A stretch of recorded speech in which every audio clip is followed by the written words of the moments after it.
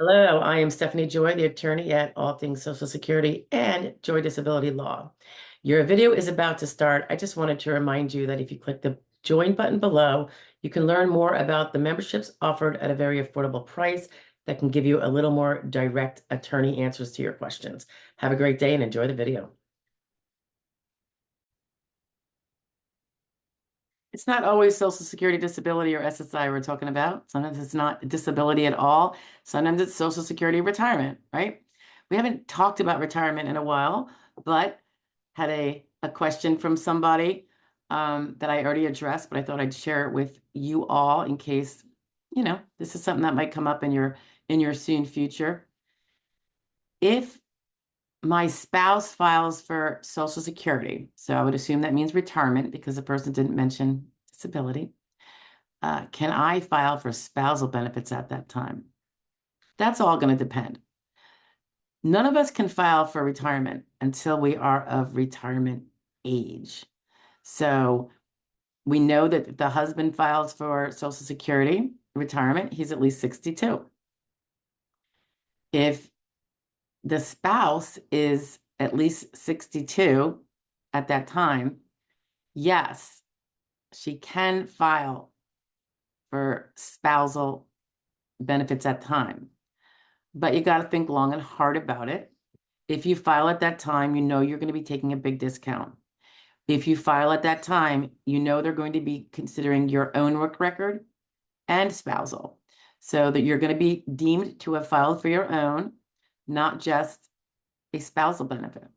Remember, that was a rule that changed in 2015 or so, and it eliminated the possibility of filing for spousal at 62, letting your own hold on tight until you decided to file for it at, say, age 70 or 67 if you wanted, but either way, and letting your own grow that extra potentially 80%, almost doubling in size, and then switching that way. So, whether you do take a spousal at 62 or any other time is a different decision. Now, there is no real benefit to waiting past 67 to take spousal. Waiting to 67 or whatever your full retirement age is, if your spouse has filed, is the max that gives you the max you can as a spousal benefit. So when is your spousal benefit going to be the max you can get? That's if your own benefit from your own work record is really very small. And I say that because your spousal benefit is never going to be your husband's full amount. He gets that. Or, by the way, if it's the woman and the man, we can switch these genders around. It doesn't matter. So let's say the husband's benefit is $2,000. 50% of that is what the spouse would collect as a spousal benefit if she waits to her full retirement age. So she could get a full $1,000 of benefit as a spousal benefit if she waits till 67, not if she files before that, even if he files at an earlier time than when she's of full retirement age. And if she opts to file for spousal before her full retirement age, that 50% gets whittled down to what will probably be about 35% of her spouse's benefit. So if we were talking 1,000 at 67, because he's getting 2,000, now we're talking, what is it, guys? 700, something like that, 650. So thinking long and hard, and because it now triggers your own benefit, you're never going to get the benefit of your own benefit growing. So you almost want to do that math before you just ever file for anything. What is going to be the benefit that you're going to get the most from now? Will that change over time because your own benefit can grow if you delay while your spousal does not? Well, it does if you if you don't take it 62, and you waited to full retirement age. So you really want to do the math. The way I look at it is this way. Will my benefit, assuming my husband is still around and I'm not getting survivor benefits, will my benefit be bigger than a spousal? I already know mine will be. So, because spousal is only 50% of his anyway, right?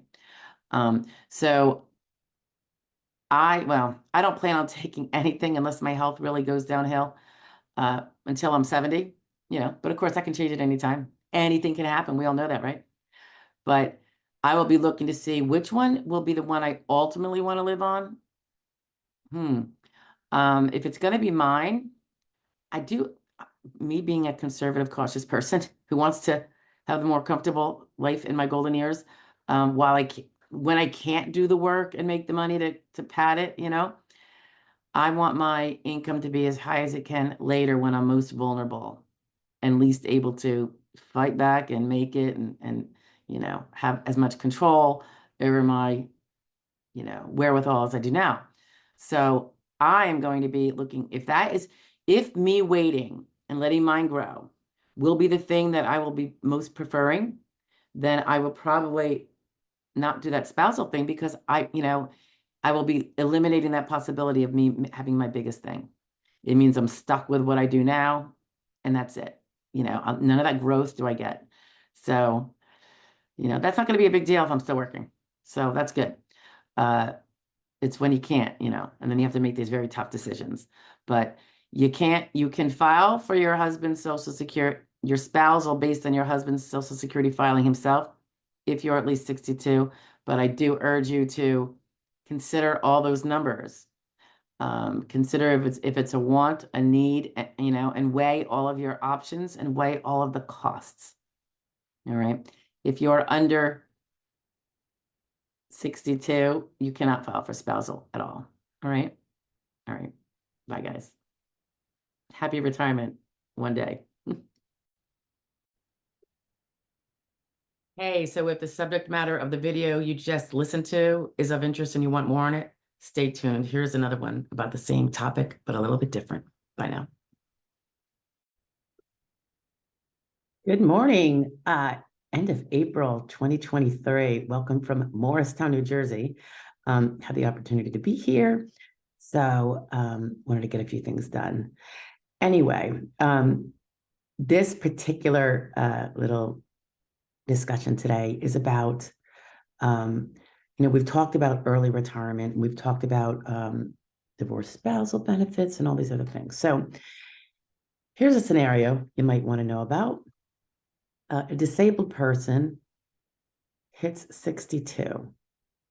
Now, the person can continue on her disability amount until full retirement age, in which case, if there's no other better benefit to be had at that time, her disability amount, which is the full amount she earned, will flip in name only to Social Security retirement, and the amount will stay the same.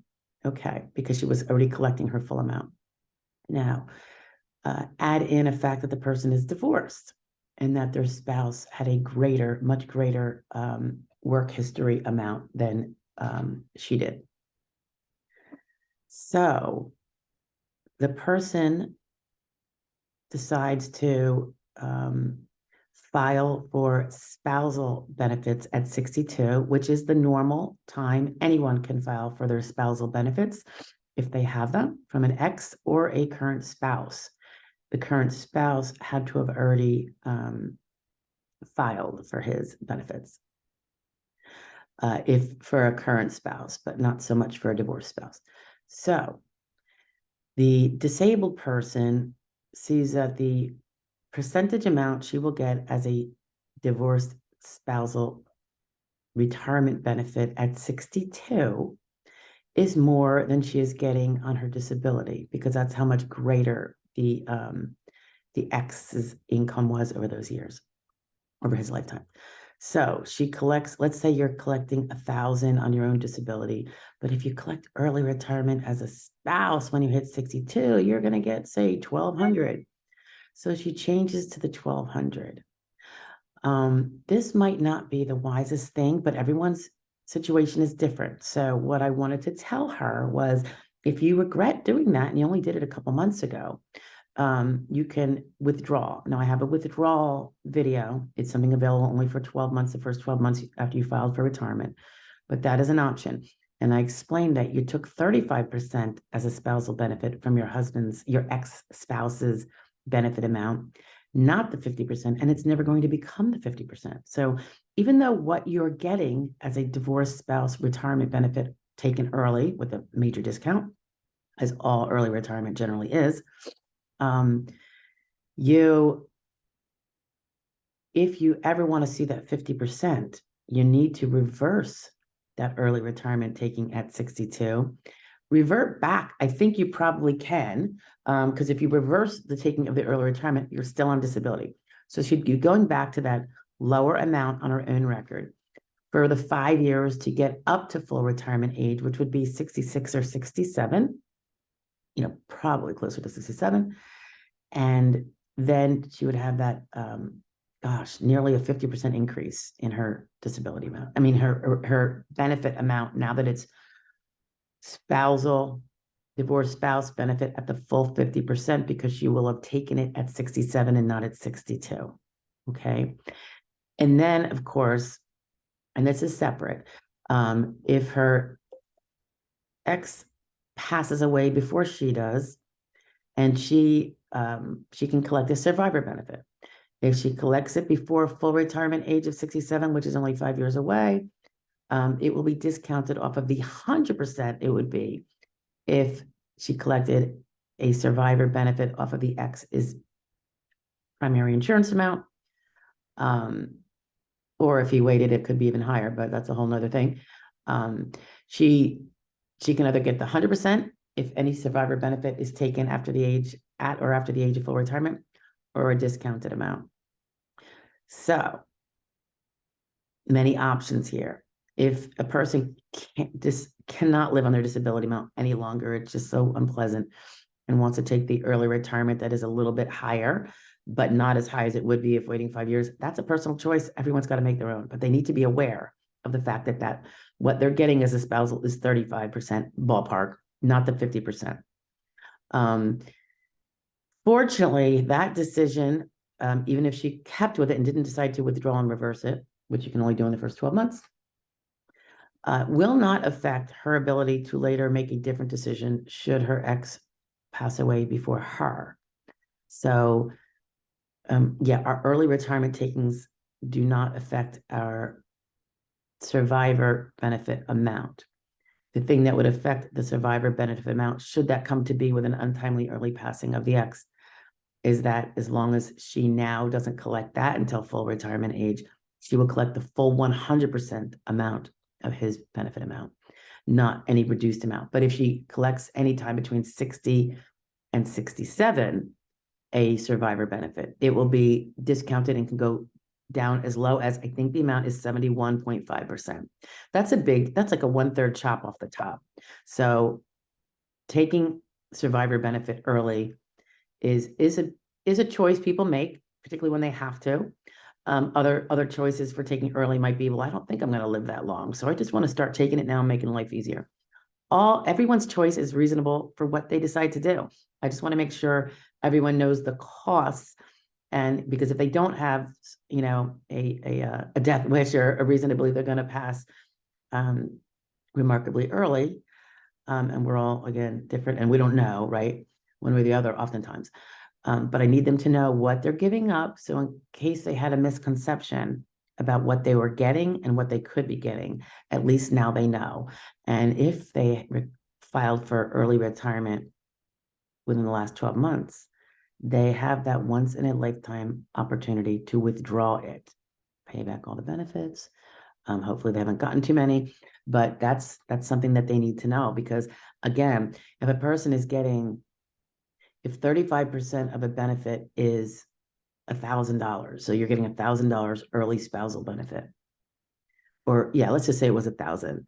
How much more is that going to be if you're adding another? It could be $400 or $500. So if you just wait a few more years, you'd be on $1,500 instead of, say, 1,000.